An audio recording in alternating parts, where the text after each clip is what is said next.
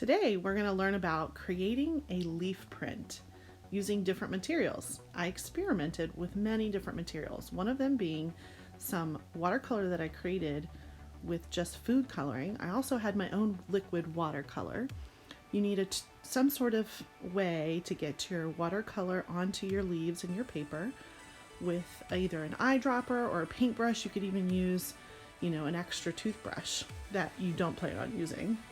And then I just grabbed some things from around my house when I went on a little walk to make my prints. So I just used a regular piece of computer paper and folded it in half.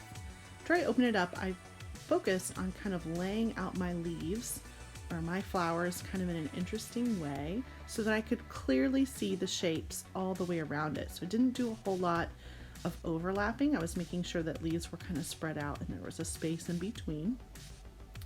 Once I laid out my design, I used my eyedropper with my food coloring and I just made tiny little drops all over it. But you can use a paintbrush for this as well. This was just kind of a quick way for me to do this. I also put paint on the backs of the leaves and the flowers. So I'm just kind of dabbing with my brush. Again, you could use a toothbrush. And you can use any kind of food coloring. It does not have to be liquid. It could be gel that you add water to. This was just a little bit of red and yellow that I mixed with some water and turned into a watercolor.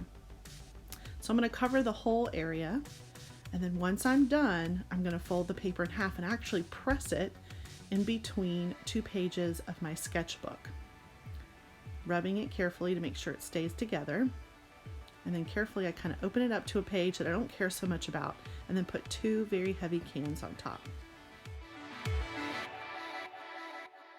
I repeated this process a couple of different times so that I could see what colors that I liked and different arrangements of leaves.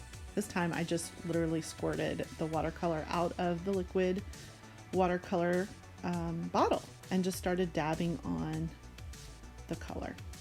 The first two times I did these experiments with these watercolors, I had a dry paper and I was using a wet material on top.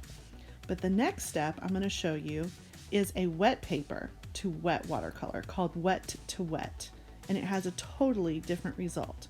So first I paint the whole paper with water, and I do that fairly quickly because if you go too slow, then the water dries and this experiment doesn't work as well.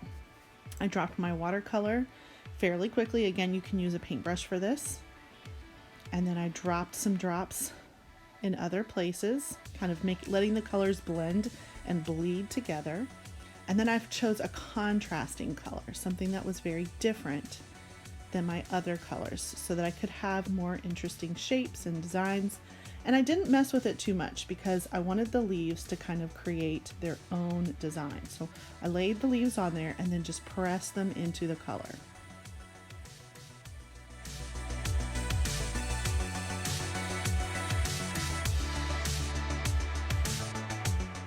Laid out all my leaves while the paper was still wet. I then pressed in my paintbrush, made sure they were all covered and laying flat to the paper, and then I let them dry. And I did a little time-lapse video to show you what happened.